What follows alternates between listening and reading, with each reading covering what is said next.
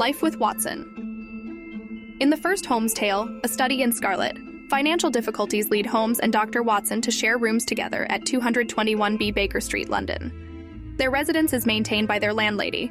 Mrs. Hudson Holmes works as a detective for 23 years, with Watson assisting him for 17 of those years. Most of the stories are frame narratives written from Watson's point of view, as summaries of the detective's most interesting cases. Holmes frequently calls Watson's records of Holmes's cases sensational and populist, suggesting that they fail to accurately and objectively report the science of his craft. Detection is, or ought to be, an exact science and should be treated in the same cold and unemotional manner. You have attempted to tinge it, A Study in Scarlet, with romanticism, which produces much the same effect as if you worked a love story or an elopement into the fifth proposition of Euclid. Some facts should be suppressed, or at least a just sense of proportion should be observed in treating them. The only point in the case which deserved mention was the curious analytical reasoning from effects to causes, by which I succeeded in unraveling it. Nevertheless, when Holmes recorded a case himself, he was forced to concede that he could more easily understand the need to write it in a manner that would appeal to the public, rather than his intention to focus on his own technical skill. Holmes's friendship with Watson is his most significant relationship. When Watson is injured by a bullet, although the wound turns out to be quite superficial, Watson is moved by Holmes's reaction. It was worth a wound. It was worth many wounds, to know the depth of loyalty and love which lay behind that cold mask. The clear, hard eyes were dimmed for a moment, and the firm lips were shaking. For the one and only time I caught a glimpse of a great heart as well as of a great brain. All my years of humble but single-minded service culminated in that moment of revelation. After confirming Watson's assessment of the wound, Holmes makes it clear to their opponent that the man would not have left the room alive if he genuinely had killed Watson. Practice Holmes's clients vary from the most powerful monarchs and governments of Europe, to wealthy aristocrats and industrialists, to impoverished pawnbrokers and governesses. He is known only in select professional circles at the beginning of the first story, but is already collaborating with Scotland Yard. However, his continued work and the publication of Watson's stories raise Holmes's profile, and he rapidly becomes well known as a detective. So many clients ask for his help instead of, or in addition to, that of the police that Watson writes, by 1887, Europe was ringing with his name, and by 1895, Holmes has an immense practice. Police outside London ask Holmes for assistance if he is nearby.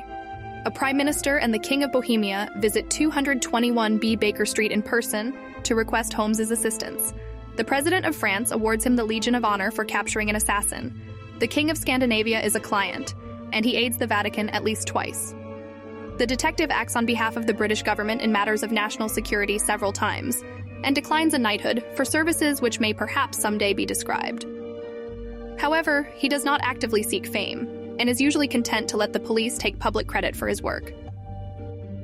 The Great Hiatus. The first set of Holmes stories was published between 1887 and 1893.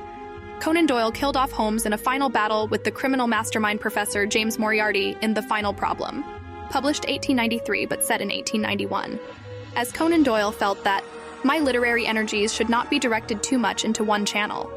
However, the reaction of the public surprised Doyle very much.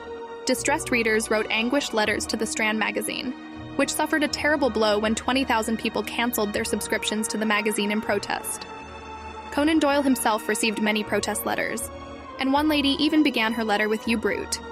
Legend has it that Londoners were so distraught upon hearing the news of Holmes's death that they wore black armbands in mourning, though there is no known contemporary source for this. The earliest known reference to such events comes from 1949. However, the recorded public reaction to Holmes's death was unlike anything previously seen for fictional events. After resisting public pressure for 8 years, Conan Doyle wrote The Hound of the Baskervilles, serialized in 1901-02, with an implicit setting before Holmes's death. In 1903, Conan Doyle wrote The Adventure of the Empty House. Set in 1894, Holmes reappears, explaining to a stunned Watson that he had faked his death to fool his enemies. Following The Adventure of the Empty House, Conan Doyle would sporadically write new Holmes stories until 1927. Holmes aficionados refer to the period from 1891 to 1894, between his disappearance and presumed death in The Final Problem and his reappearance in The Adventure of the Empty House, as the Great Hiatus. The earliest known use of this expression dates to 1946, retirement. In his last bow, The reader is told that Holmes has retired to a small farm on the Sussex Downs and taken up beekeeping as his primary occupation. The move is not dated precisely, but can be presumed to be no later than 1904, since it is referred to retrospectively in The Adventure of the Second Stain, first published that year. The story features Holmes and Watson coming out of retirement to aid the British war effort. Only one other adventure, The Adventure of the Lion's Mane, takes place during the detective's retirement. No regard for contemporary standards of tidiness or good order, Watson describes him as in his personal habits, one of the most untidy men that ever drove a fellow lodger to distraction. He keeps his cigars in the coal scuttle, his tobacco in the toe end of a Persian slipper, and his unanswered correspondence transfixed by a jackknife into the very center of his wooden mantelpiece. He had a horror of destroying documents. Thus, month after month, his papers accumulated, until every corner of the room was stacked with bundles of manuscript, which were on no account to be burned, and which could not be put away save by their owner. While Holmes can be dispassionate and cold, during an investigation he is animated and excitable. He has a flair for showmanship, often keeping his methods and evidence hidden until the last possible moment, so as to impress observers. His companion condones the detective's willingness to bend the truth, or break the law on behalf of a client, lying to the police, concealing evidence, or breaking into houses, when he feels it morally justifiable.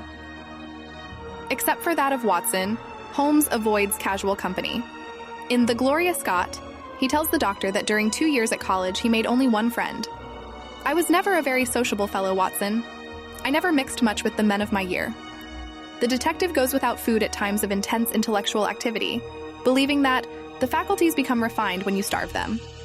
At times, Holmes relaxes with music, either playing the violin or enjoying the works of composers such as Wagner and Pablo de Sarasate. If you enjoyed this video, don't forget to give it a thumbs up and leave a comment down below letting me know your thoughts. And share it with your friends who also enjoy it. Don't forget to subscribe to my channel and hit the notification bell so you never miss any of my future uploads. Thanks for watching, and I'll see you in my next video.